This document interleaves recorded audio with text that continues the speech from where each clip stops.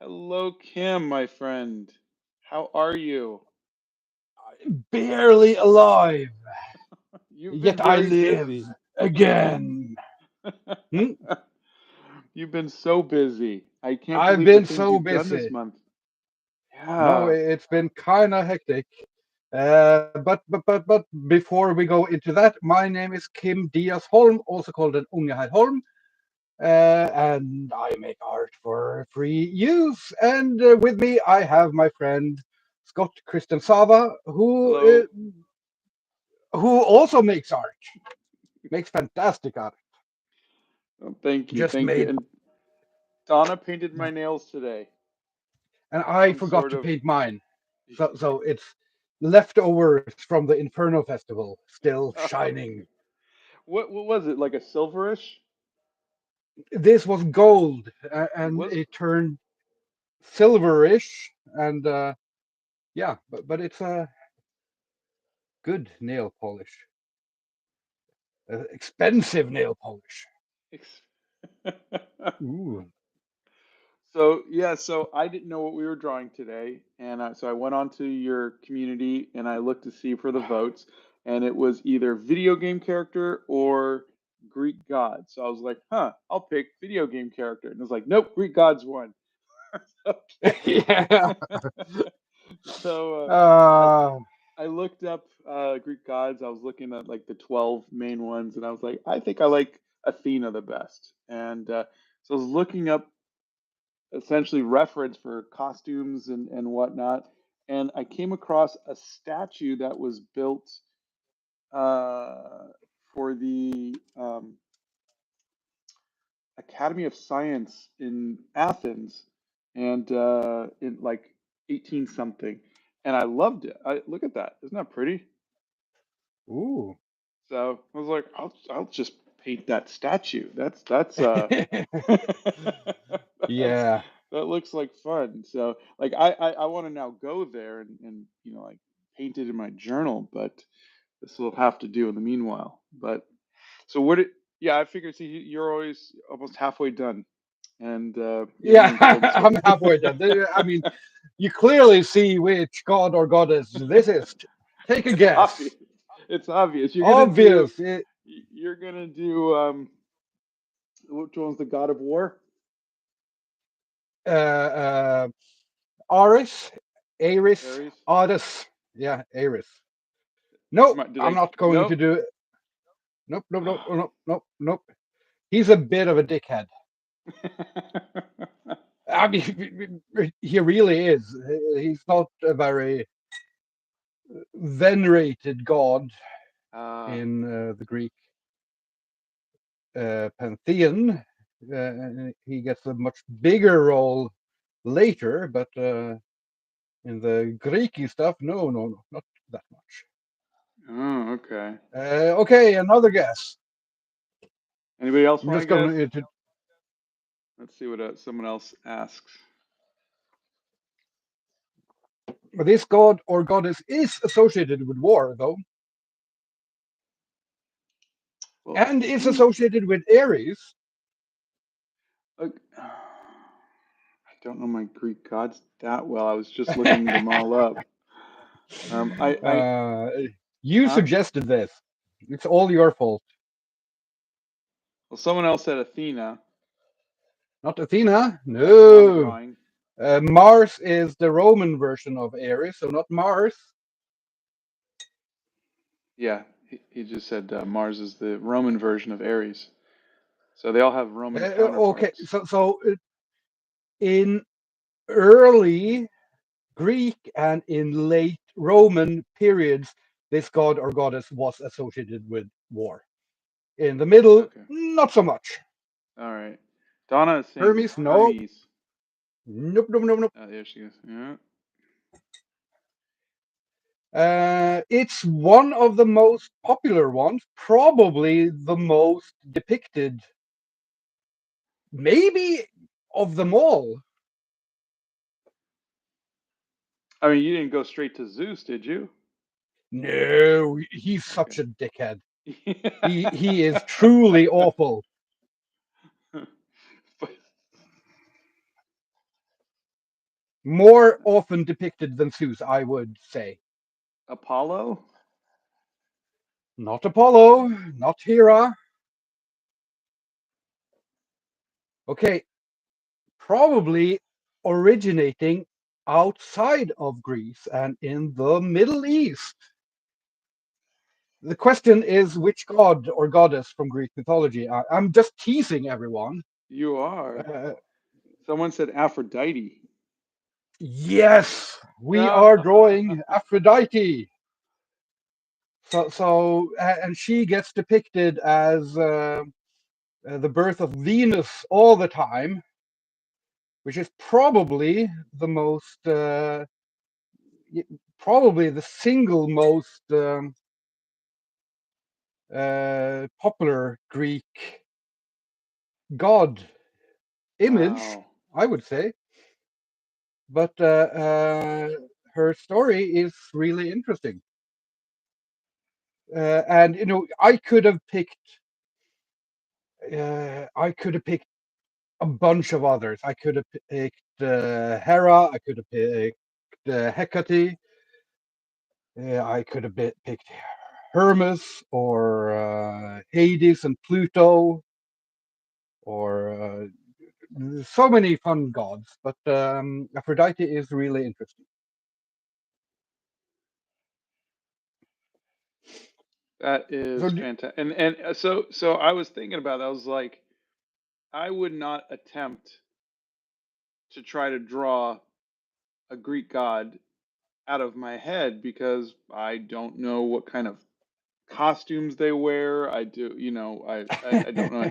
And I'm like, you can just do that with impunity. And is part of that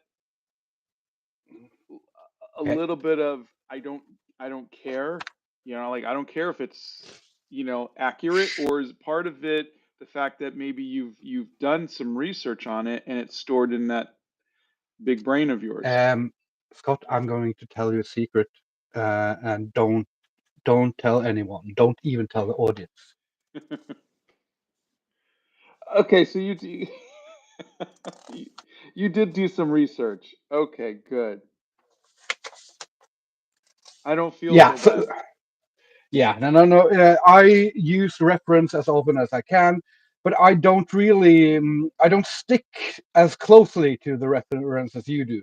Yeah, But yeah, I use it for all the symbols, and also I've spent the day trying to read up on Aphrodite, so that I oh, that's will great. not mess up.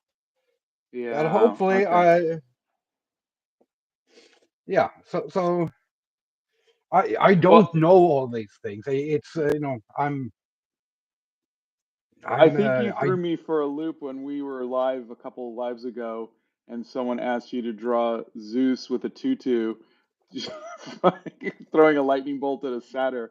I was like, and you just did it. Now, granted, that could have been that any old white guy, with a tutu and a lightning bolt. So, but it, it was just, it was just funny. It was just so.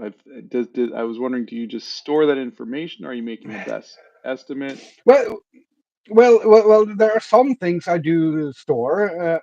I could draw Zeus with his most known features because that's not that difficult. He has a beard and one of those victor crowns or leaf thingamabobs, and he has Yeah. a lightning bolt that he throws. That's not that hard, and there are some gods and goddesses that are more known to me.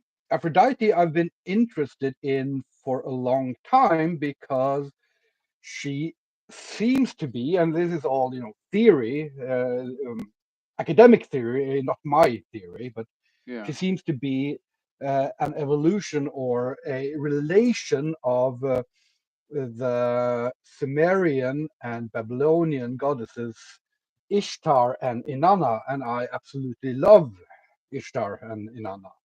Oh, that's Um, amazing.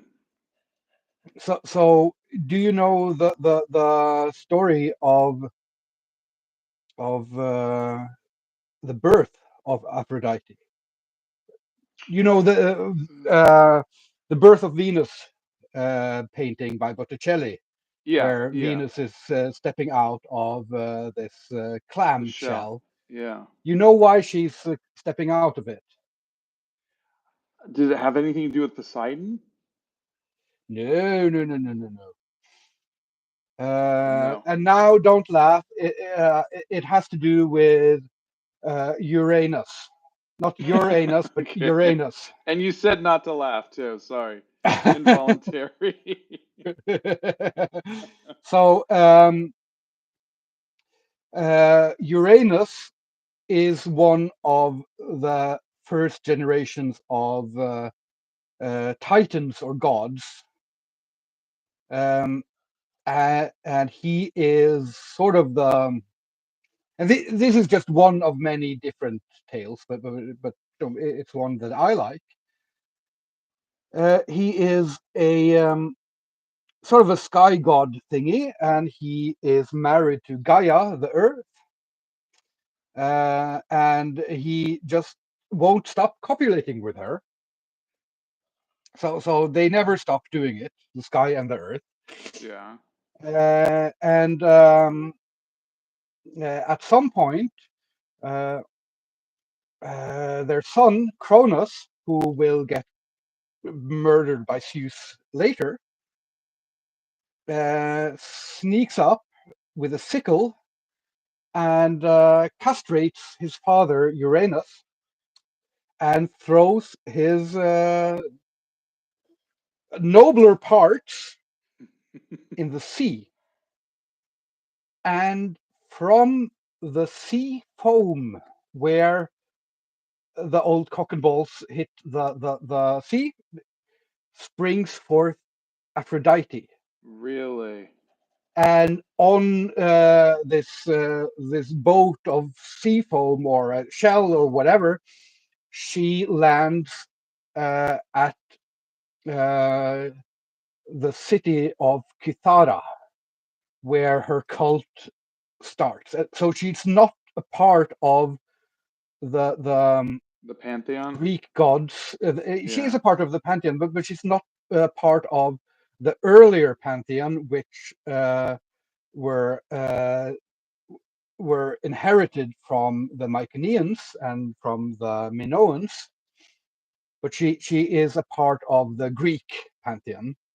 And Okay. the theory for why she lands in Kithara and why she has her cult there is because the Phoenicians had a trade city there. They had a colony there. So Okay. and the Phoenicians bring the alphabet to the Greeks, and it's not unreasonable to think that they also brought a goddess. Interesting. It's And weird then, that people can bring a goddess from one place to another.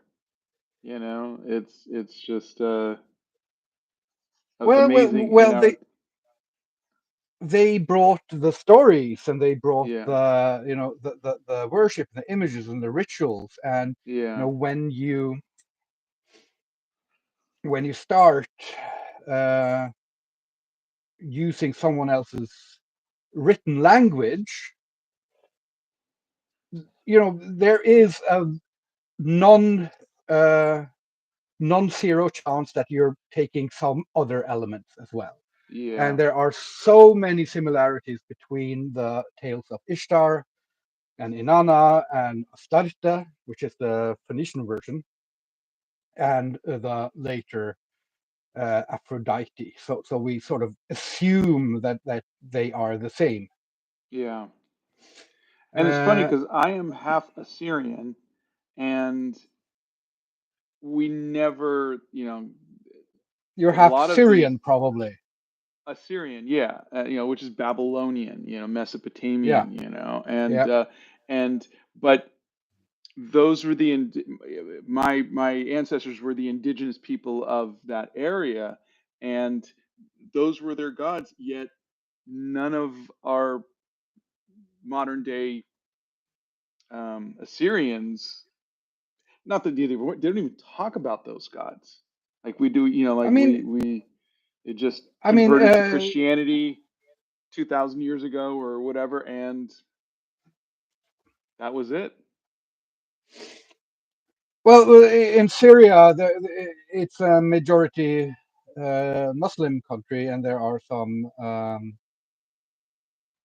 Christian and other religions as well. But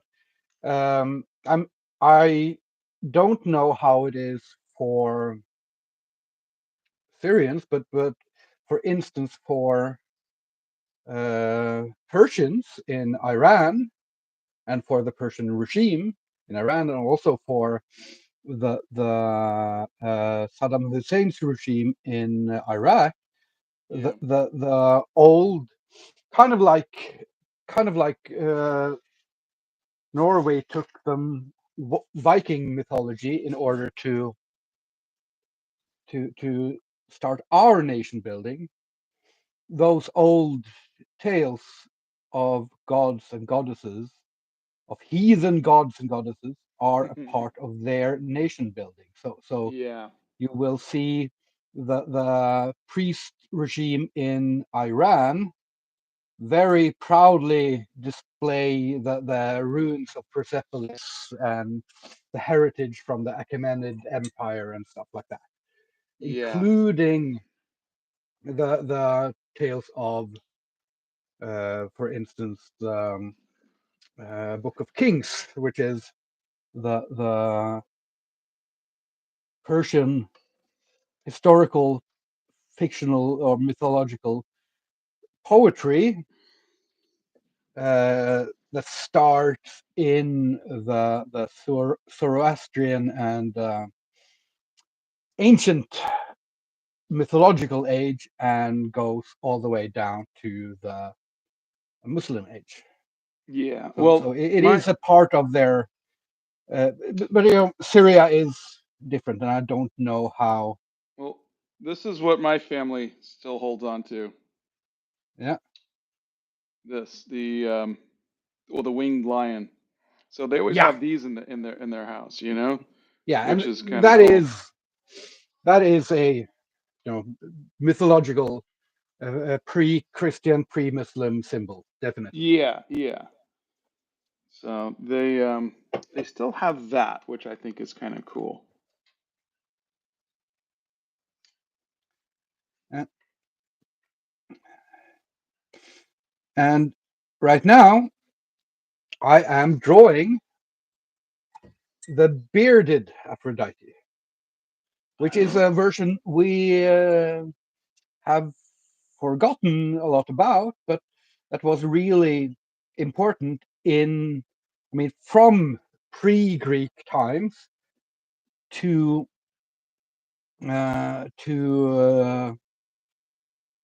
late Roman times, and it was basically Aphrodite but with a beard, and she was different from Aphroditus, which was Aphrodite but lifting up her skirt, which she sometimes had, and showing a boner underneath. That was the Wow. male Okay. version. So I thought we wouldn't do that version here because we like to continue streaming, but the This is a I'll family still. friendly. I mean, the naked bearded goddess of love is family friendly. Yeah. Uh, Mm-mm-mm. So I I so I wish I could sculpt. I am just absolutely fascinated with sculpture.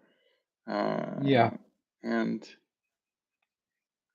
I could when I go to museums like the Louvre or the Met or something like that, I just love sketching the sculptures. I just think it's just the way the light changes it. Like, light doesn't hit a painting and change it. Yeah, You can't walk around a painting and get a unique perspective on it, and you can with a sculpture. definitely. That's uh, So the amount of things that you went out and did this, in the last 30 days is oh yeah. mind-boggling. How are you holding up? I'm not holding up. That's the truth. Not at all. I'm falling apart, and I. It's been almost a week since the Inferno Festival, and I'm still not quite alive yet. Yeah. And I'm falling, almost falling asleep all through the day, and I'm Oh, yeah, I'm sorry, but I'm really happy that you went out and you did that. I think those were wonderful experiences. yeah. So basically, what happened was that I went to the Inferno Festival, which is the extreme metal festival, and I was supposed to do a sort of a Lovecraft reading show type thing together with a fabulous artist called Costin Chirinu from Romania, and I was supposed to do daily Ink Monster live shows, and I was supposed to go and draw the concerts. And I traveled down to Oslo one day before in order to, or 2 days before, in order to fix any last minute things that weren't fixed before we started. And I had been sort of fighting off a flu or a cold for a few days, and I saw my friend Zbigniew Bielak, who is a fantastic Polish artist who has worked with bands Hmm. like Ghost and lots of other things. And so instead of doing my preparations on the Tuesday night, I said, "Yeah, I'll do it tomorrow, and I'll just relax a bit with Bielak and have fun Yeah. because we all deserve to just relax." And he was setting up. I had set up my exhibition, and he was setting up his, and we were listening to music and talking like we're doing basically what we do now, except not drawing. Yeah. And that was wonderful. And then I went to sleep not too late, and um, I slept well all through the night without kids waking me or anything like that. And then probably the adrenaline of the past few days managed to fall down, and I woke up with a fever. Oh And no. I wasn't done preparing for anything. So yeah, fun times. Oh no. So I the Lovecraft show was the first thing uh, where I was reading four stories, but I wanted to memorize them so well that I could just look down at the page and then know which paragraph I was on and then just recite it without having to read everything. And I Yeah. was, and especially the end, I wanted to just memorize everything. And I worked so hard on that, and full of painkillers and of fever still. Yeah. I went out and I didn't remember a single word. My mind was just blank all through the show. And it was fantastic. It was so amazing. And Costin made so magnificent music, and people were spellbound and entranced, and a few of them said that when they walked out in the streets afterwards, the world didn't seem real, which is Wow. which is exactly what we were aiming for. Couldn't be better. Um, and no one noticed the times when I was reading up from the stories and I forgot where I was, so I read the same This paragraph twice. again. No one Uh, noticed. oh, that's And then, great. and during that, I for the last story, I had costume changes and everything. Wow. And for the last story, I had a bowl of green and black theater makeup that I started smearing into my face. And I got a little too excited when doing that. So I managed to smear it into my eyes and my contact lenses. So when I was done with the show, I had green eyes. Oh gosh.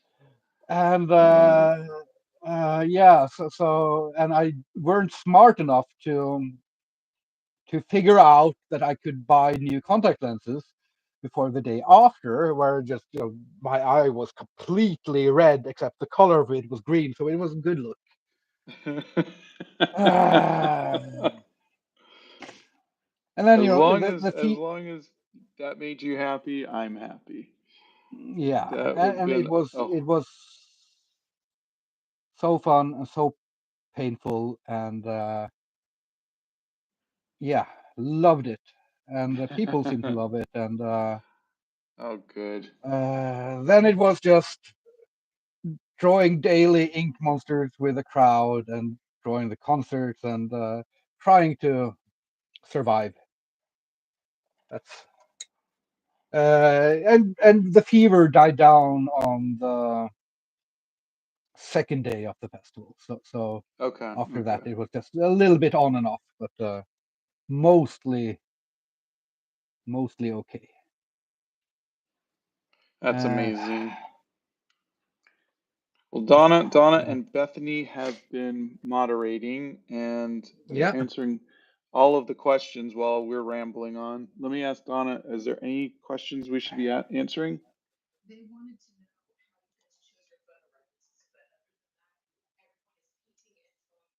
Oh, everybody's painting and drawing along with us this Saturday morning. That's great. Whoa, that Yeah. is amazing. So, I love that. one question they had was, how did we find our photo references? Okay, And go. you first. Okay. So for me, I Googled uh, what are Greek gods, and then Then and you then Google what are statues. yeah, Then you no, Google what are I photos yeah. and what is Google. What would look good? No, I just read through what each one was, and I think I just liked Artemis, Athena the best, and then I Googled Athena, and I would say a good 60% of the images were AI generated, Oh, and I just didn't want that, and I was like, oh, basically it's just the way I was seeing it was, oh, it's just a pretty woman with a helmet, and I was like, that's kind of boring, and then just one of the images was of a statue at in Athens of the from the Academy of Sciences, and I was like, I like that. That would be a lot of fun to draw. So basically, that was it. That was my thought process was, what am I going to draw? Look it up. I don't like, and I'm hoping that the future Google searches can scrub AI images. So that is, like you would have the option to say, I don't want to see AI images. But essentially, that's what I did. yeah. I mean, mine was a little bit different. First of all, I've read a few books on Greek mythology and stuff, but I never remember like anything. So I always have to do my research again and again. Uh, but the first thing I did was read through the Wikipedia, article, which is always a good place to start with these Yeah. things. And then I watched a 16-minute video about Aphrodite by Overly Sarcastic Productions, which is very fun. And then I watched another 20-minute long video by Kraken Ford, which is much more academic. And then I watched a 45-minute long video by the archaeologist Bethany Hughes. Holy All of crap. them about Aphrodite. And then I started Googling different images based on what I found interesting there. So bearded Aphrodite, we have this fantastic image of the bearded Aphrodite here. I like that. And then we have Aphrodite with snakes, which I like. And Yeah. that sort of is a link to Inanna and Ishtar, who are often, and Astarte, which are often portrayed holding snakes. And then this one, you see that she has a rack to hold a weapon, and she was holding probably a spear, and that is Aphrodite Rhea, which is the Spartan Aphrodite. So the Spartans were among the first of the Greek city-states to import the cult of Aphrodite, but Oh, their okay. Aphrodite was a warrior Aphrodite, and the other city-states thought, no, no, no, no, no, no, no, no, that's not fitting. Women warriors, no, oh, how barbaric. And also, um, uh, when you Google Greek gods, you basically have two things that can make you skip the AI art. Uh, that is if you put in the word statue, Yeah.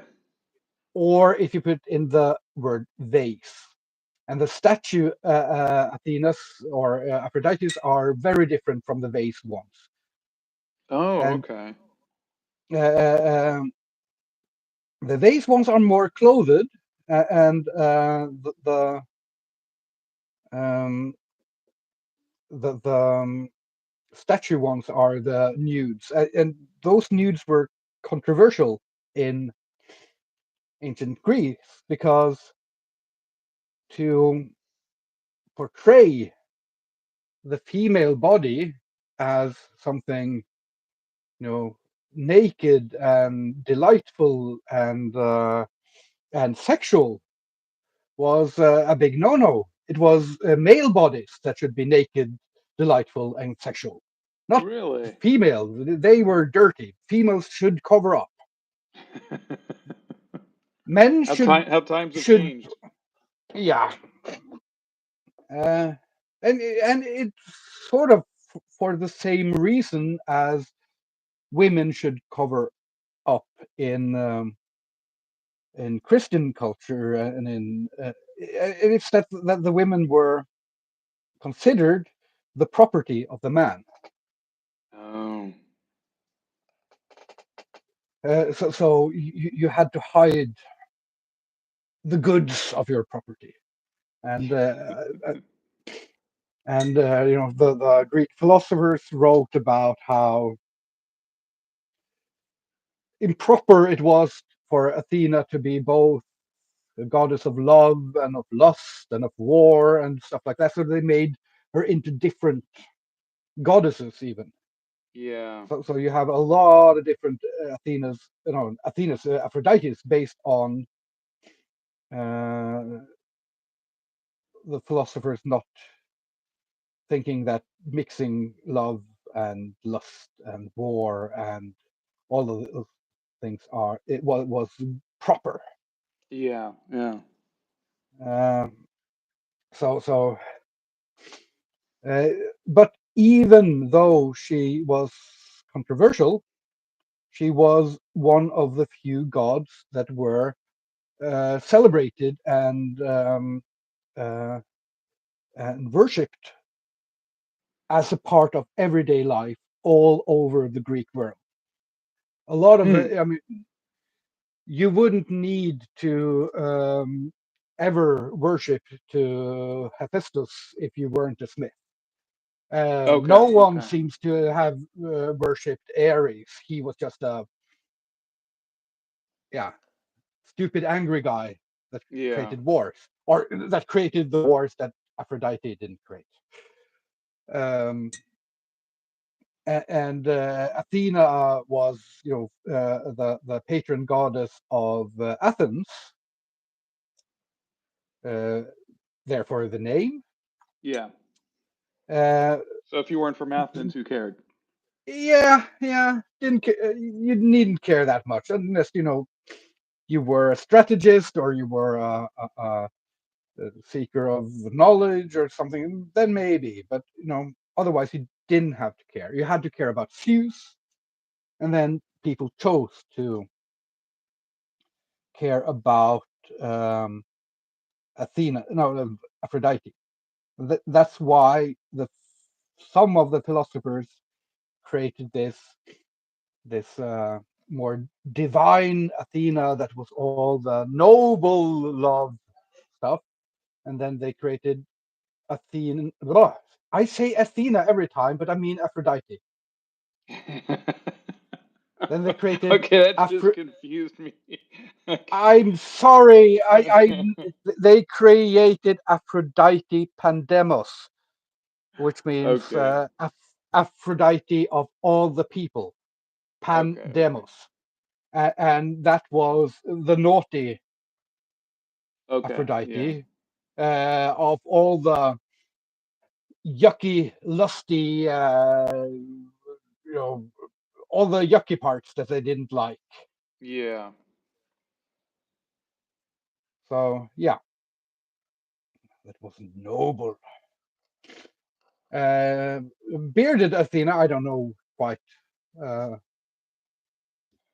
how she was integrated into this all, but there are from the very early Inanna and Ishtar cults, there are traditions of the priests of Inanna and Ishtar being either uh, transsexual or transgender or at least appearing in the other gender's clothes.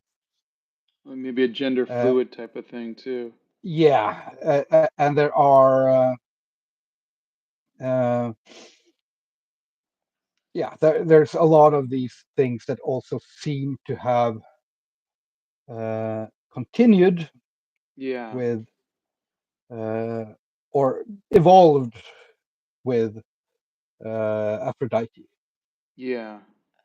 Now it's your turn to hold a lecture about Athena. It's funny because it was like I googled it. I googled what yours is. I read a book. I watched videos. you know, and now I'm gonna give a Ah, dissertation. yeah. Oh gosh. Yeah, we So it's so funny how different we are, you know. I and yet so alike. I love that. yeah, definitely. Uh, shall I do the dissertation on Athena? If you can, yeah. How do you okay,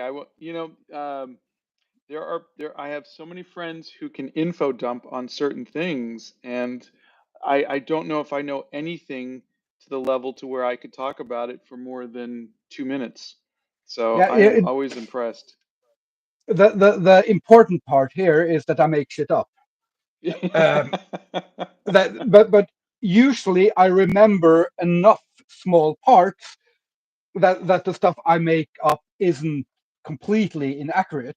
Yeah. So it sort of works. But the reason why I have to do all this research is I've researched it many times, but I need to research it in order to figure out what I've made up and what is actually something I read somewhere. Yeah. So that's the Just to kind of reason why remind I'm yourself of, able. Yeah, the yeah. reason why I'm able to talk about these things is uh, uh, that I lack uh, the morals of an academic. uh, I get it right once sometimes. in a while, Yeah. sometimes.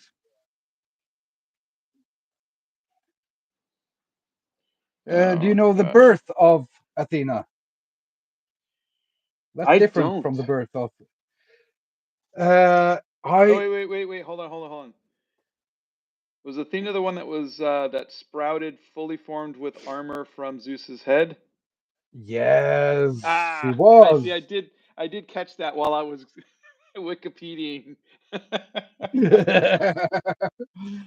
Yeah, she was. Um, and and do you know of her shield? I do not. Oh You wait, have wait, hold drawn on. her Donna shield. Donna says there's a question. Yeah. Okay. Let him say about the shield, and then I'll ask. Okay. Go ahead. The shield is the head of Medusa, which is it Perseus that gives it Yeah. to Athena for having helped murder Medusa in her sleep, as one does. Oh, that's right. Because we have a replica of the Parthenon here in Nashville. Believe it or not, with a giant Athena Of course statue. you have. Of Of course we do. course you have. Um, In Nashville. as one Why does. wouldn't Nashville have a replica of the Parthenon? I mean, It is. It's huge. It's gorgeous, and there's a 20-foot Athena statue with um on her shield is Medusa. So that makes a lot of sense, and you can barely see it in this one. But that's amazing. I didn't know that. I just thought yeah. it was decorative. But okay. So what was the question? They want to know. One question was to you, Kim. How did you find your art style? Uh, uh, um, it's sort of that's always a difficult question to answer because I don't know I don't know what my art style is. Yeah. I draw what I think is fun, and then I get back to these. I've always been notoriously curious about art and art styles. So when I see an artist I like, I used to just basically learn how to draw like them and try to analyze their art and uh, uh, then integrate parts of that into what I do. And Yeah. through this all, I've always gotten back to these elements that seem to make my art mine, which is the shadow, the ink spots, the broken line work, um, the messiness, um, which are all just things that I like, that I enjoy. I mean, Yeah. it isn't. I never sat down and developed an art style, but I always had these elements that I that made me like my art when I succeeded at them. So, for instance, there's always a fight in me between wanting to draw more primitive and more simplistic and more messy on one side and wanting to draw more technical on the other side. Yeah. And the thing I notice is that when I fail on the side of too primitive, I still like my art mostly. When I fail on the side of too realistic or too technical, I think my art is boring. So I have a natural inclination that goes towards the primitive, but isn't quite. It is not quite. I need to go towards the realistic, but not too far because then I don't like my art anymore. Yeah. That's and that's sort of how it's been all the while. It is experiment with everything, and when you don't like the results, do something else. Yeah. When you like the results, try it again. And it's not, See if you can replicate it. yeah. And that being said, I have developed art styles for projects. I've developed cartoony art styles, and I've developed Comic book. specific comic book art styles, and all of those stuff. But the parts that I like, those are the parts that I still do in my art, Yeah. and that there's a huge range there from the most primitive to things that are halfway sophisticated. Yeah. Yeah.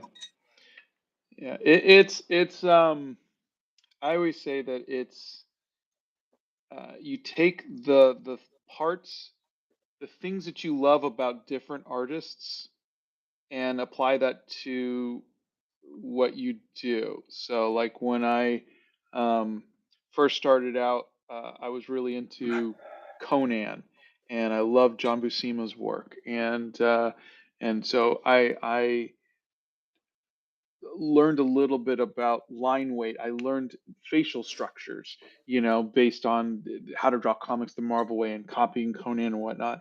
Then when I got into art school, I learned about J.C. Leyendecker and he was very angular with his, it was almost caricaturish with his characters, and he would simplify his shapes.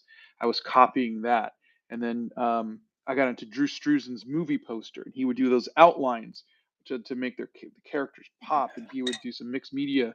And then Bill Sienkiewicz would have these like little scribbles with colored pencils, and so I would do that, and all of those little things became a part of who I am. All these like little signature moves, I got into Art Nouveau, and then, oh, you can make your hair kind of be like a decorative thing, so that became a part of it.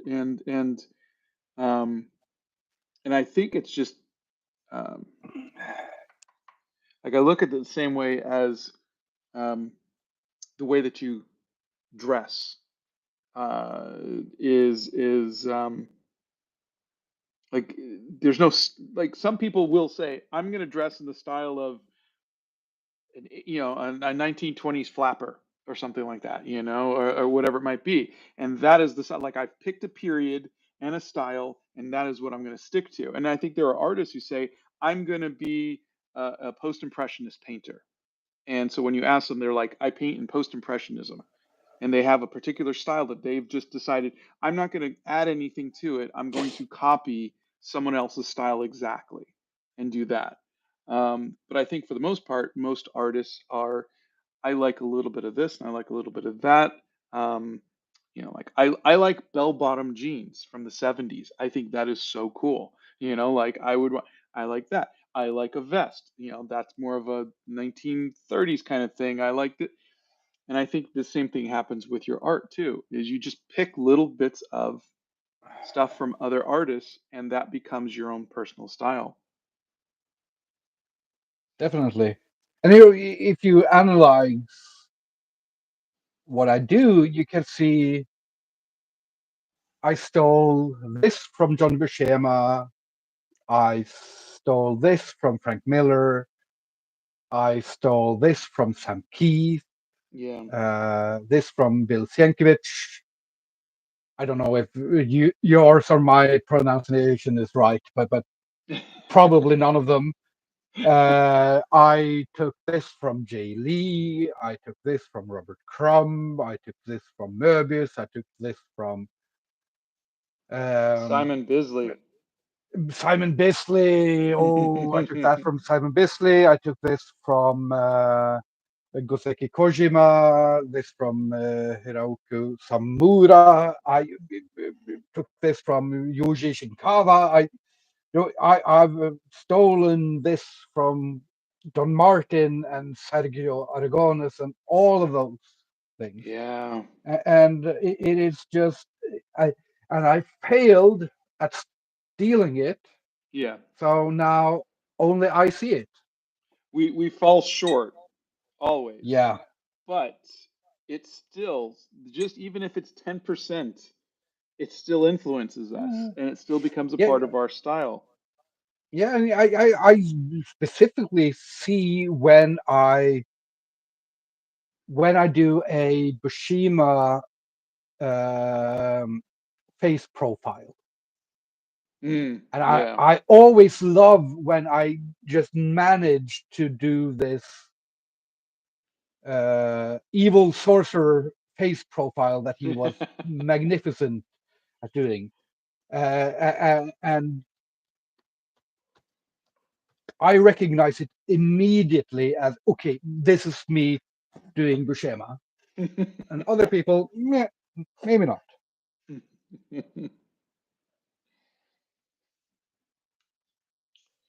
Yeah. I don't mind that we fall short because I don't want to. I have a couple friends who just picked an artist that they wanted to emulate in college and they got really good at it, and that's their whole identity. And it's like they're known as, oh, this person does this person's style, because that person isn't making art anymore. They've kind of taken up the mantle. And I think that's great for them, but I feel like they'll never have their own thing because they never, I guess, venture to add any other person's style to it, afraid of maybe tainting it. Yeah. But that's often a good starting point. I mean, Yeah, both Frank Miller and Bill Sienkiewicz started looking too much like Neil Adams, especially yeah, Sienkiewicz. yeah. And now you don't see that. Because they But added their own little bits to it. yeah, over the years they started looking less and less, and becoming their own extremely different artists. Yeah, And yeah, you wouldn't if you compare Miller's art today to Sienkiewicz art today, you wouldn't say that, yeah, they both started copying Neil the same Adams, person. Yeah, that yeah, or the same person at all. You can't really see that unless you know it because it's so yeah, hidden under the Frank Millerisms and the Bill Sienkiewiczisms that it's just integrated into who they are. yeah, yeah, I think that's beautiful. And if you want to do someone else's style, then you do you. Whatever. If you're happy doing it, then yeah. If it makes you happy, but these are yeah, the people I'm talking about are now professionals whose yeah, sole, identity is they do an older, retired professional's work. yeah. But Um, again, if that gives you pleasure, yeah, perfect. yeah, It doesn't. art doesn't have to be original.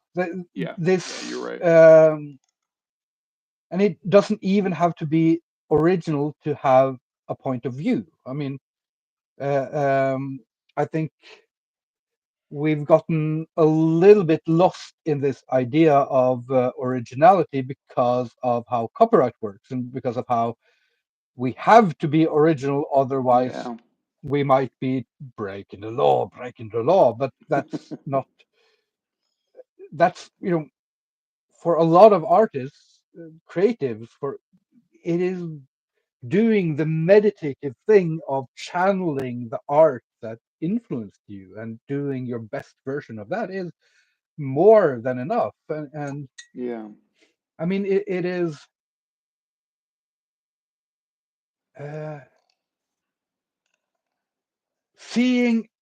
This is going to be controversial, but sometimes seeing a great cover band can be better than the original.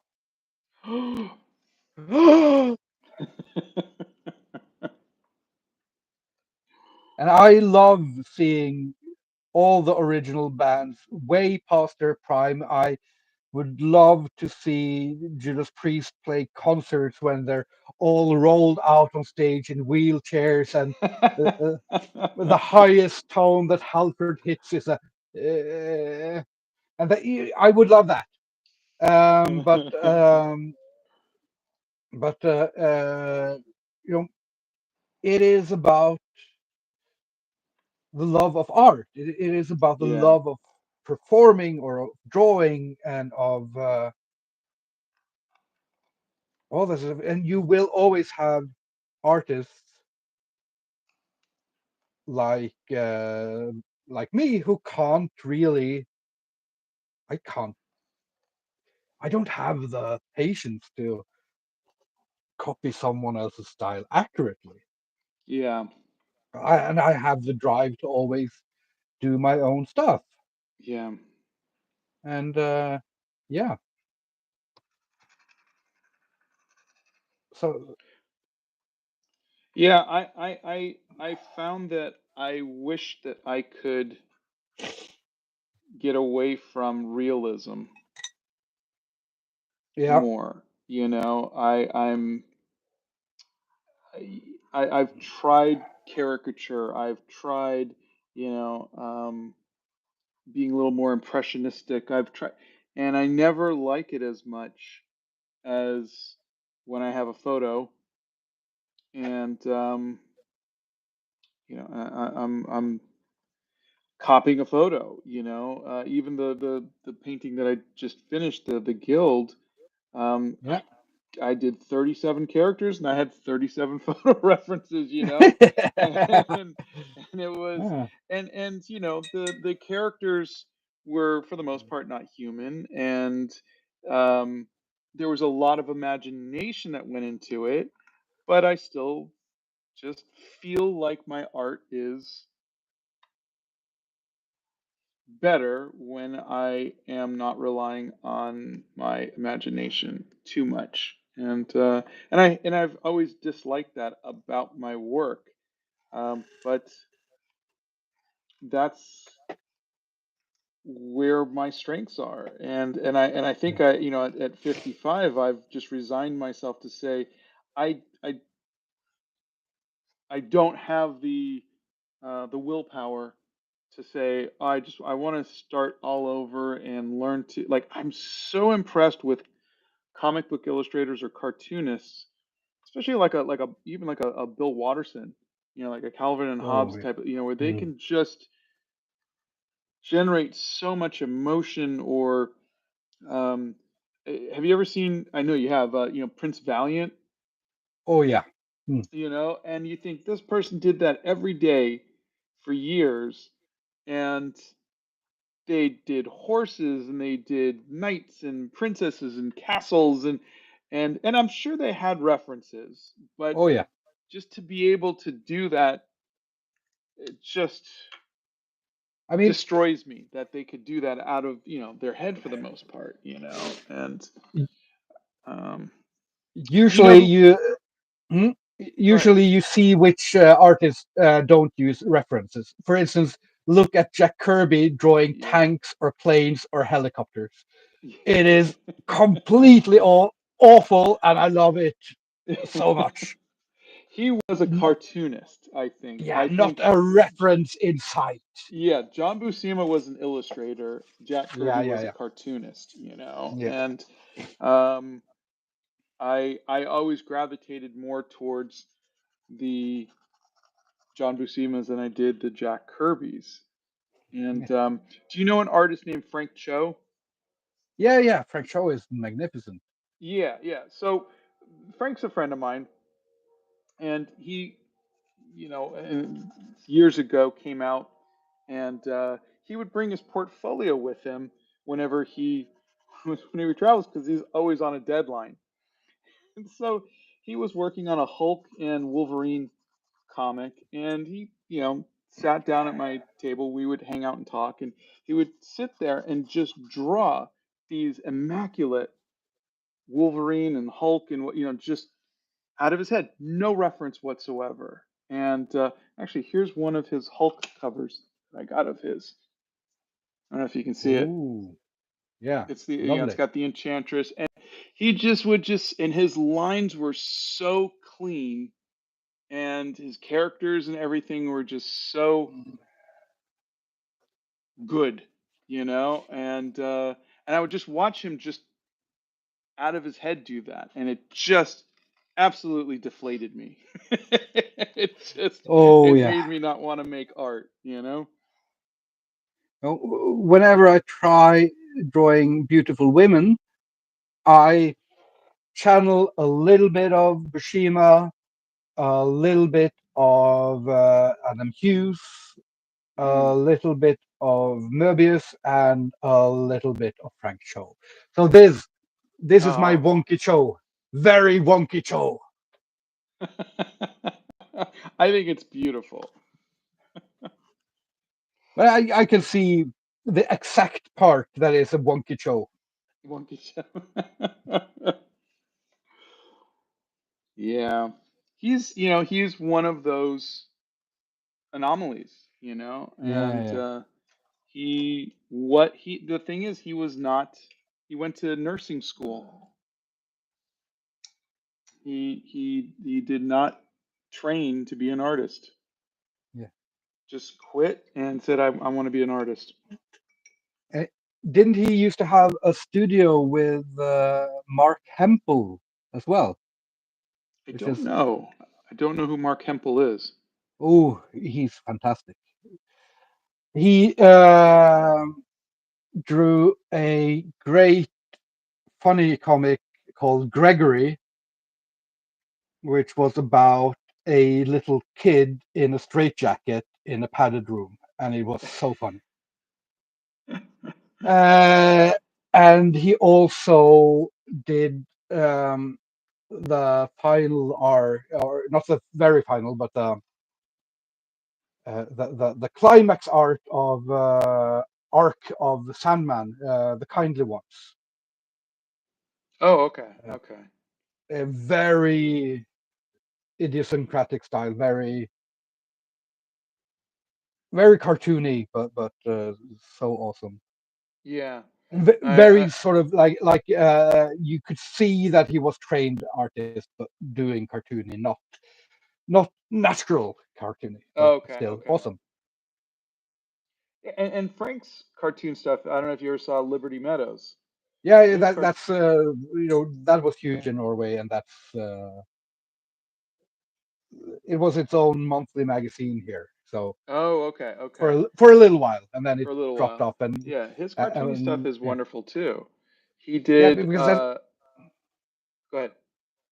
that's 90% of the work I'm familiar with is Liberty Meadows. Really? Okay, Uh, okay. yeah, so I know I've read a few of the superhero and action things he's done, and it's lovely. But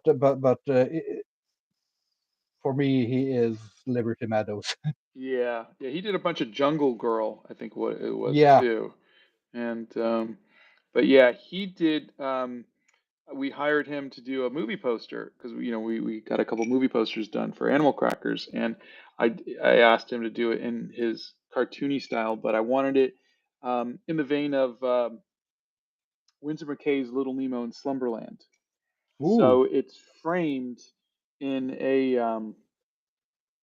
in more of his Frank Cho current style, where it's got like monkeys and like a circus kind of theme, but the interior comic pages are Chesterfield, Danny DeVito's characters, and Owen, John Krasinski's character, talking, and he's giving him a bunch of different cookies and showing him how the the cookies work, and it's really funny. It's. I was like, I want to do a movie poster that's a comic strip, Yeah. and it came out really great, but we never really got to use it for anything because the pandemic, and it never got to go into the theater and everything. But um, he's just You can. he's so versatile. He can go back and forth between a realistic style. He's been doing a bunch of stuff. Sherlock Holmes. He got into like a Sherlock Holmes society, and he's been Ooh. using very because he does. Have you ever seen his stuff where he does like a Franklin Booth cross hatching kind of style? Very No, I Bernie don't think Wrightson. so. Yeah, so Franklin Booth was a an artist in the 1920s, sometime around the Gibson, Charles Dana Gibson Girls type of thing, and brilliant black and white illustrations. That's where Bernie Wrightson copied to do his stuff when he was doing something like he was copying Franklin Booth for the Frankenstein comics, and Hmm. so Frank Cho has been doing kind of a Franklin Booth kind of thing. He's been really on a kick, like going out and buying some originals and whatnot, and he's been doing some stuff in a Sherlock Holmes kind of thing, and it's just beautiful, very uh, late 18th century, early 19th, or Yeah. 1800s, early 1900s kind of look. Really nice. Well, I know one thing you can use your Frank Cho movie poster for. Hmm. You can send it to me so I can look at it and get those fanboy jitters like it's an unseen Frank Show. I I can say. know. I'll get a picture at least and send it to you. I feel bad because the thing's sitting in a closet somewhere right now, and That's the worst. That's the worst. it is. All right, I'm gonna mute for a second because I'm gonna blow dry. Hold up. Ah, Let's see. Um, yeah. So, is there any questions? Let me see if I can see some questions in the chat here. Oh, I don't see anything. There's a lot of comments. Hopefully, people are. Um, oh, yeah, I can talk about the thumbnail because I created the thumbnail last night, and I wanted to do something that held the possibility for both being about Greek gods and about being about video games. And then I suddenly remembered the Amiga game Gods, which wasn't a great Amiga game, but it had magnificent graphics, and I that's always why. hated that when you would get, or were the graphics on the cover good, or are you saying the No, actual game graphics were good? both great game graphics, and I think it might have had a Simon Bisley cover Wow, or something like that. So when you see did you see the thumbnail for our live today? I did not. I just clicked the Yeah, link that you sent me. yeah, that it's just the two of us, the usual images, and the startup screen from the Amiga game Gods. So in between us, it says with big blocky Amiga letters Oh, that's Gods. great. Yeah. So that is yeah, I think that works very well. Now I'm going to get us banned by drawing the naughty bits because you have to. It is. It's you can't do a Aphrodite without the naughty bits. Well, it's funny because one of my biggest shorts that I've done was when we were doing the 60 days of studying the masters, and I did Michelangelo's David, and it's mostly just a bunch of 12-year-olds going hee hee.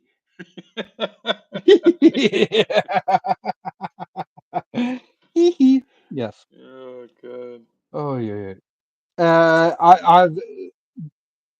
I've never done this video, but I've been thinking about it for years. From the first time I got a TikTok ban for nudity with artistic nudity, um, and I was thinking about doing an apology video, completely straight-faced apology video about sorry for having nudity in my art, and I realize it offends the sensibility of people, and then just doing each cut of the video with one of the like dozens of nude sculptures around Bergen in the background, casually without saying anything.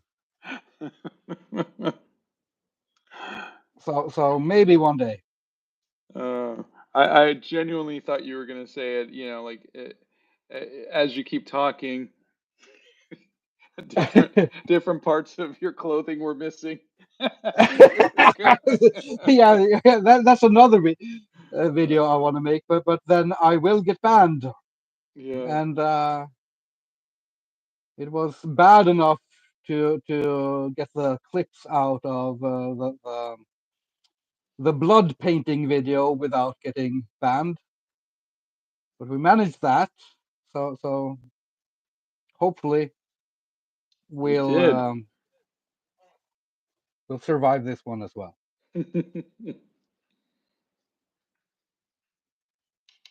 And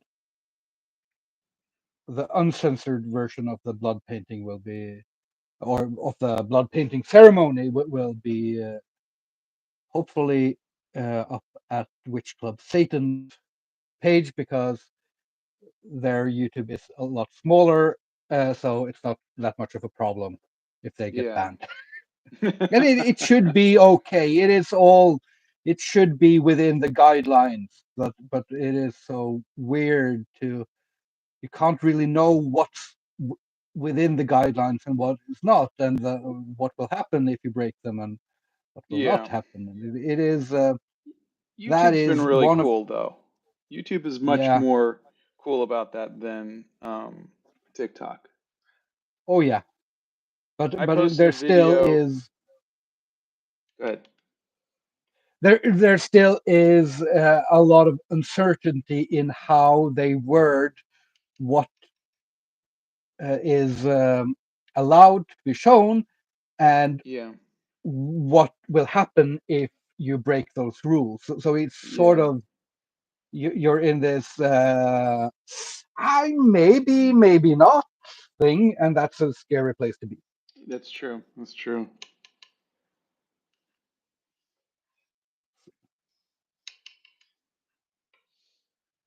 Yeah, I posted a short. I haven't done a short in a while. I'm moving over to long form, and I thought, well, I'll post a short because I just had a thought that wasn't longer than a minute. It was just a kind of thing talking about how when we look at our art, all we see is the scars. We see all the Oh mistakes and yeah, the things yeah, that didn't go right.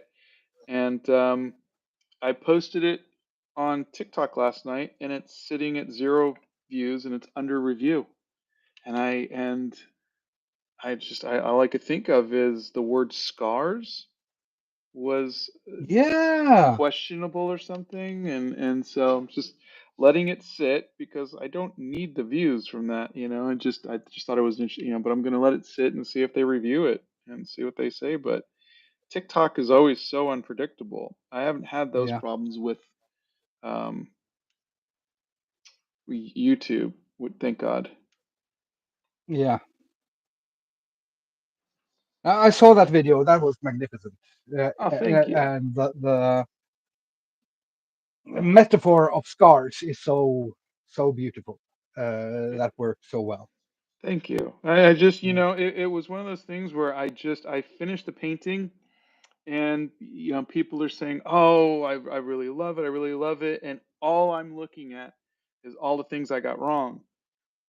Yeah. And I thought, I've got to talk about this because this feeling was so raw at the moment that um, you never know if other artists feel the same way. But I've found that if I talk about what I'm feeling, I get that feedback from other people going, "Yeah, I feel the same way," and that always makes it a little bit easier. So it's a little selfish sometimes, Oh yeah, because you know, it's all selfish, isn't it? I mean, yeah, it's true.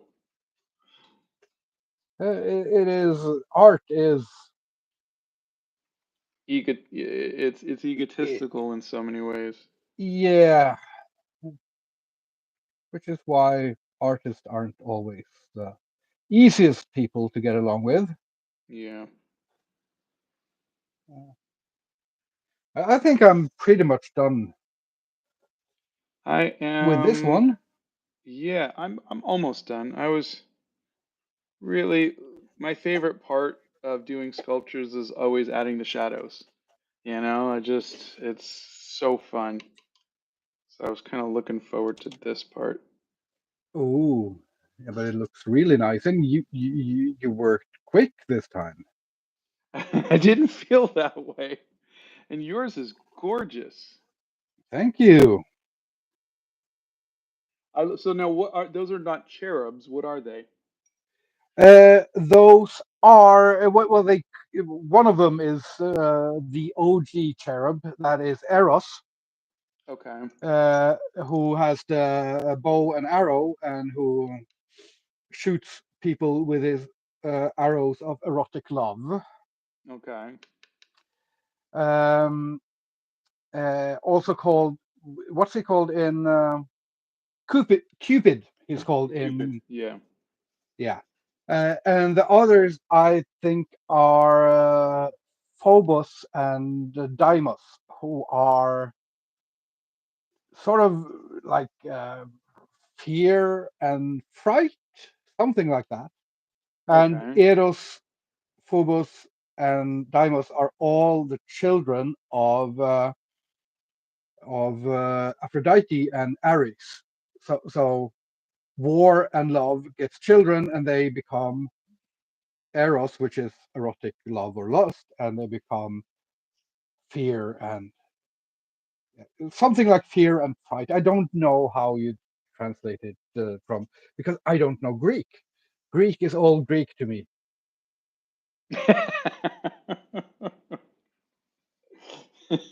Greek is all Norwegian to me, so Yeah, yes, so easy to understand. yeah, you would think. Well, I can noodle with this a little bit more later, but this was good. This was good. I This was hope you good. get some rest this month Hmm. because you Yeah, you did a yeah, lot last month. Do you yeah. have any Hopefully not. Uh, Do you have I anything want to keep planned? plugging. There's so much to do. I mean, how has it been going trying to go over to the long format for you? I think everybody who has seen it really likes it, and I think it's allowed me a chance to kind of slow down and just kind of talk about the process a little more. Yeah. It's funny. Someone said you always did long shorts, meaning I always did 59 seconds out of the minute, and now Oh you're yeah. doing short longs, which means I'm only doing 5 to 7 minute long form. I can't talk for 20 minutes. I can't just have something important to say. So but I'm enjoying it. but it's been 3 months, and I haven't seen any real noticeable. I have 2 million subscribers, and my long form are getting 20,000 views. So it's Yeah. 1% of my fans are seeing it, and so I'm trying my best, but right now it's been really really rough, with YouTube. But we're But I think you sort of have to see your long format as a different audience, as a different channel almost. yeah, I think yeah, and probably. I'm it's funny because the thumbnails are the most important part. People will click on it because of the thumbnail. And so Mhm. I'm trying to come up with interesting thumbnails, and um, I will see. We'll see what happens. But for the most part, Yeah, I'm enjoying making them. that's the most important. And yeah, I absolutely hate the thumbnails. Not yours, Yeah, yeah, trying to get the idea for a thumbnail is just it is so dreadful. yeah, I yeah. don't know why, because it should sort of it should be something where I can use my skills from other things, but no, it is. I don't know how to think. I don't know how to speak thumbnail. It's marketing, is what it is. Yeah, I And hate that, marketing. yeah, me too. And it is 100%. Um, like if you look at like a Mr. Beast thing, he's always got his mouth open and he's shocked, and you have to say, "I can't believe that this didn't." It's clickbait, and I don't like clickbait. No, I but there are other ways to do it as well. But I can't get wrap my head around those either, so Yeah, it doesn't help. But yeah, I want to do more. I haven't gotten as far as you with the longs, but I do have um, folders of scripts that are half finished, and they're called longs, and then okay. they're called long shorts, and they're called short longs, and short plus plus. So those are. Oh gosh. Uh, Well, I it's funny because sometimes, and especially when I'm, talking to you, I think, what are we doing? We're artists. Why are we worrying about algorithms and marketing and thumbnails and whatnot? Like, what kind of life is this? And then other times I go, it's an opportunity that artists 10 years ago, 20 years ago didn't have. And, but it's also it's sort of perfect for me because uh, I don't like the marketing part. I'm not really good at the socializing part, and going out to openings and art yeah, gatherings, and I'm not. Those are not my arenas. But um, what's great about and this is maybe a problem for everyone else, but for me, what's great about social media is that it uh, takes marketing and the ability to get your art out there, and it gamifies it. So I can sort of play around with it and say, "Ooh, does this work? Does this work?" And yeah, I find it yeah. I find it fun to test the limits of test the edges of the algorithms, and to see, can I get a video where I do this thing that I absolutely shouldn't do, and get it to do well. And Yeah, often I can, sometimes not. I mean, yeah. last summer I figured out that if you only post um, art videos with the music of ukulele Oh, player, fantastic yeah, Israel Kamaviola, yeah. all summer, then it will take months for your views to get back up. But Eh. it was good. I liked it. Yeah, I remember you did that. That was hilarious.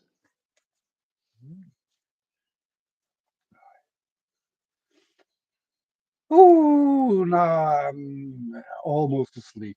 Almost Okay, asleep. okay. We'll Uh, call this oh, we done can, for if now. there are any questions, we can try to Oh answer yeah, yeah. them.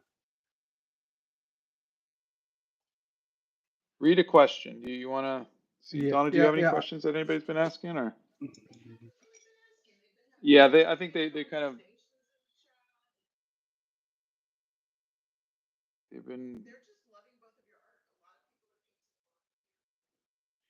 Some Fiddle Wheel X says, "What are your favorite weird art pieces by other artists?" Ooh. I mean, there's a huge one, literally huge one, which is the German artist Anselm Kiefer, and he did all these fantastic paintings where he sort of abstract landscape paintings where he also uses, sand and pieces of straw and stuff that and he had all the museums that exhibit his art have to sign contracts saying that they wouldn't restore his art. So the sand and the bird feathers and the straw falls off, and that's part of the art.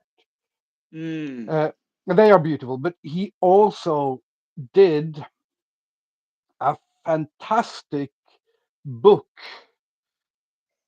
of prints, a huge book of prints, and you can Okay, see when you say them now. Prince, are you talking about like Prints or the musician Prince? Not the musician Prince, Okay. Prince. Sorry. It would have been even better if it was Prince, but a huge book of I think it was Prince or something like that, and we can still see them because they were photographed before the book was closed, but we can't see them anymore because the book is made of heavy sheets of lead, so it's too uh, heavy to physically open, Hmm. and it's just got all those artworks in there. And also the lead is soft, so it's starting to sort of bulge and drip almost.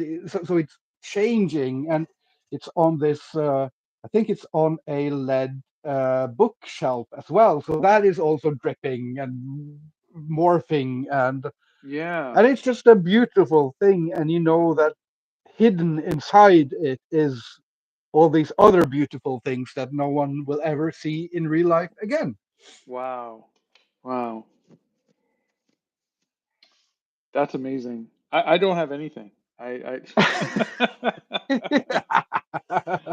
don't, I don't really um, have any artists that are weird and wacky and wonderful like that I can think of. But uh, someone says, "Oh my gosh, the art is inside an art piece of time." yes. Uh, let's see. What are your views on when and how to abstract visuals in order to facilitate the story of a piece? For example, making things purposely less realistic or using details strategically to draw focus. I did that a little bit with the guild where I talked about it where I said um, there's three things that I was using to make the characters come and get in front of the background, which was line weight. So the thicker lines were relegated for the characters, and the thinner lines were for the background. That gives it a feeling of atmosphere and distance. Saturation of your colors. You can use saturation. The thing that something that's more saturated is going to be more eye catching than something that's less saturated. And contrast. The blackest blacks and the whitest whites are relegated to the things that you want your eye to go to. So if you were to close your eyes and open it and look at a piece, your eye is going to go to where the most contrast is. And so that's what I do. Kim? Yeah, yeah. So basically, this is all my art. All my art is these abstract fields that are, if you just take this isn't the stomach. This is just weird. Yeah. Yeah. But when you see it in context, you see that it's a stomach. And I thought I'd just try to explain how I do it and what I do in a drawing. So if I close my eyes and I draw something like this, I don't know what it looks like. It's perfect. This will be beautiful because it's impossible to see what this is. But if you, let's say you place an eye here, like this, and here, and you place some teeth here, then everything else starts to make sense. Yeah. And it's still abstract, but you force by placing these small areas of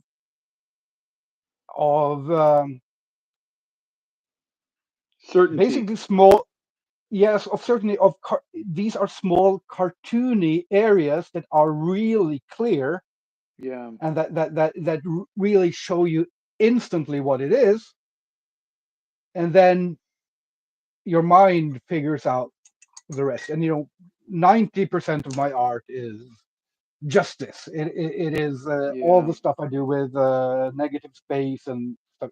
It is just the trick of doing You these let the mind tiny figure out the clear, rest, yeah, right? yeah, yeah, these tiny points of cartoony clarity spread around a field of abstract, and that's enough for the viewer to the beholder to get something out of it. Yeah. Yeah. Oh, thank you, Gail. Gail was saying our nails look nice and saying hi. Spanish Sass says the word Kim might be looking for is figurative. And No, no, the word I'm isn't just figurative, because you could do the same thing with figurative, but it is specifically um, the cartoony or even iconic, where instead of let's see, if I could draw the light of the eye like this, and I could draw the light of uh, uh, above the eye and below the eye, and I could draw this impressionistically and try to get it right. But what I find is that, yeah, I do that as well, but I also put in these small areas of the icon or the cartoon of an eye, or the cartoon of a tooth or an arm or a hand or something like that. And as long as those cartoons are fundamentally functioning as a cartoon should, which is to instantly give you what you can identify, that then everything else falls into place.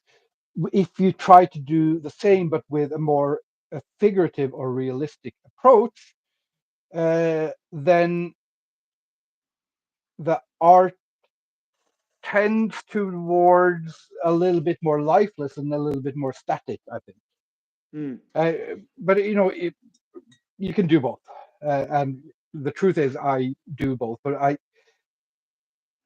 if I draw an eye that is just the impression of a real eye, then I almost always go in and give it those couple of lines that make it just 3% easier to read, and those are the cartoony lines. Those are uh, uh, the lines that make an expression easy to read. yeah. They're lines almost that like make. iconic markers for people to say, this is this. This represents this. Yes, This represents yes. that. Okay. This isn't just an eye. This is an angry eye, a happy eye, Yeah. uh, and those. If you try to do that realistically, you have to be extremely precise, Yeah. and being extremely precise tends to eliminate the energy and the movement of a piece. Uh, but if you do it, take the cartoony way instead. So if you, I mean, this is a angry eye. Everyone sees that angry eye, Yeah. and if you take those elements and you just trick them in around the edges of a more realistic portrayal, then you get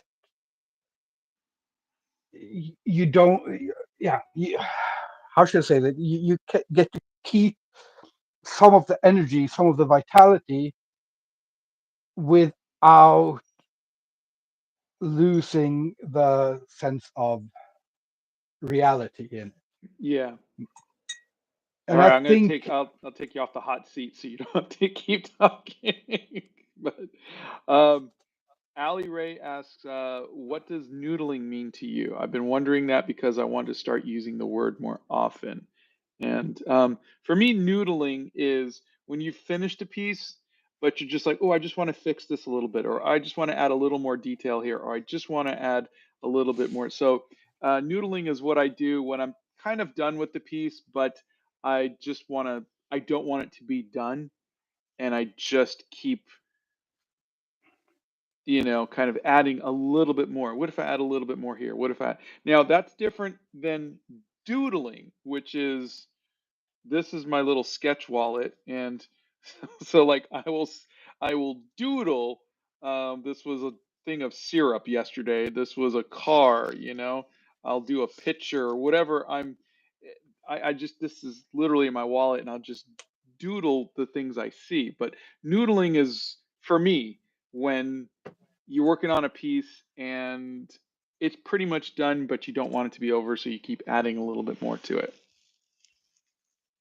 yeah, I think that sounds reasonable, like a good distinction that you just made up. But noodling to me does sound like when you're adding. Doodling is drawing without a purpose, in some Yeah, sense, yeah, and noodling is adding detail without a purpose. yeah. Smart. And as the poet said, "Don't noodle your doodle poodle. I don't know any rhymes that rhyme with poodle." Yeah. I'm sorry. Yeah, we're at the point where Kim is singing now, so I think that's Yeah, that's our cue that he that's needs a nap. Kim needs a nap. All Yeah, right. yeah. It's been This a has hundred been, minutes. Yeah, so we should yeah. probably let people go. But as always, I love hanging out with you, my friend. And It's I'm sorry we're on so the such. opposite end of the world from each other. Yeah, we have to fix that someday, Yeah. definitely. Hopefully soon. Hopefully soon. And just remember to do all the plugging. If you're not following Scott Christian Sava, then do follow Sava Art on all the platforms. His stuff is magnificent, and he has such a lot of great art advice and just a delightful attitude towards art and life that is really infectious. That it sort of makes people better around him. Oh, And thank you. you have a Patreon, do you? No, no, No, you don't. no. But you can become YouTube members. Yeah, or buy the posters when I come out with new posters. Oh yeah, buy the posters. Buy all the posters. My son has all of your posters on his wall now. We're gonna Uh, send him uh, the. We'll send him the guild. Excellent. Actually, I'm sure he doesn't have the dragon and the centaur one either, right? He doesn't have a dragon in the center. I don't think he has the 90s alphabet. Oh, there we go. Okay, so good. We'll have a nice shipment coming Oh, soon. yeah. And so by Scott's posters, they are wonderful. The print quality is great. The paper feels exactly like the posters of old. Yeah. From when the magazine posters were thin but not too thin. Yeah. It's like it's It just feels the good. right amount of thin. Yeah. The right amount of thin, not thick so it feels exclusive and so you're Yeah. afraid of rolling them, but Yeah. thin without being too thin. So it's a exact right poster thing.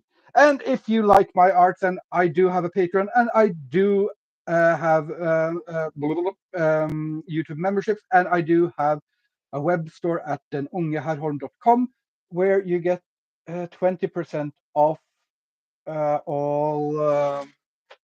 I have to write this You know, down it'd be because nice if you just, yeah, have like a little card that you hold up or put it down, you know? You're an yeah, artist. You could like draw something really I, nice and I could draw something really nice. So I think if you go to denungeherholm.com, which is spelled exactly how it sounds, and you use the code oh, maybe thank Bethany slash can you put a link in. slash to. I hope this is right. I need to check if this is right. God damn it.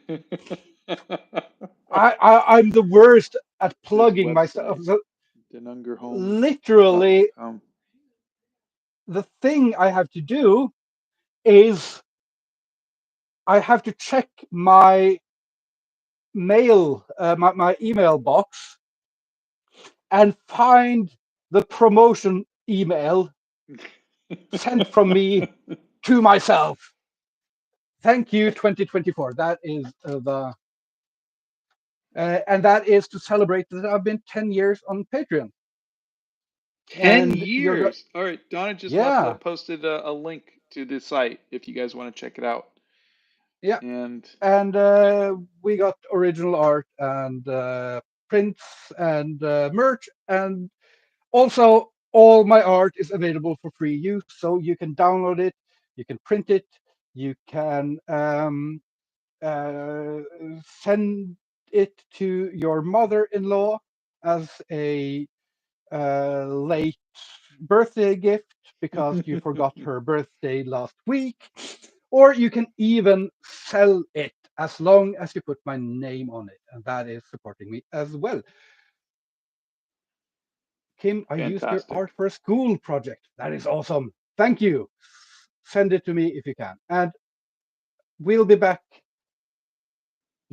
In next 30 month. days. Yeah. In 30 days, we'll be back. And it's been so much fun. Same here. Bye Same here. bye, everyone. Bye, everybody.